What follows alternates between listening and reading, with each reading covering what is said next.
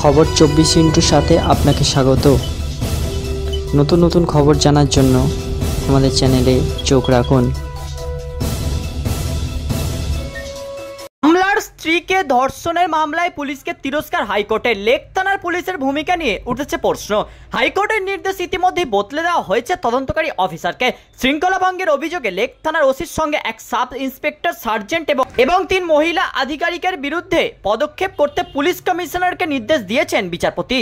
সূত্রের খবর, তিরস্কৃত হওয়ার পর উচ্চতর আদালতে যাওয়ার কথাও ভাবছে লেক থানার পুলিশ। কলকাতা পুলিশের লিগ্যাল টিমের সঙ্গে হাইকোর্টের অর্ডার কপি নিয়েও আলোচনা চলছে। এদিকে আরজিকর আবহে যখন উত্তাল রাজ্য, ঠিক সেই সময় এই ঘটনাকে কেন্দ্র করে নতুন করে উঠেছে নিন্দার ঝড়।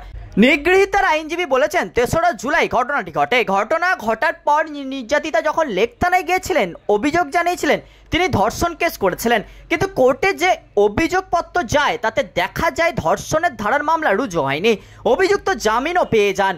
নিয়ম বলছে অভিযোগের 24 ঘন্টার মধ্যে মেডিকেল টেস্ট করা দরকার, কিন্তু 35 দিন পর পুলিশ মহিলার মেডিকেল চেক আপ করায়। মামলায় তুলে নেওয়ার জন্যও অনেক প্রস্তাবও দেওয়া হয়েছিল। পুলিশের বিরুদ্ধে গুচ্ছ অভিযোগ করেছে ওই মহিলা। কবে ফুঁসছে অভিনেত্রী চৌতি ঘোষাল, বলেছে রেপ কেস লঘু ধারায় মামলা হয়, শেষে হাইকোর্টকে হস্তক্ষেপ করতে হলো।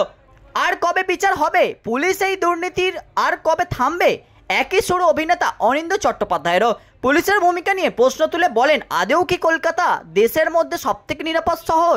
আমাদের যারা দেখভালের দায়িত্বে আছেন তারা কতটা দায়িত্ব নিয়ে সেই দায়িত্ব পালন করছেন সেটাই কিন্তু ভেবে দেখার বিষয়। ব্যুরো রিপোর্ট, খবর 24/7।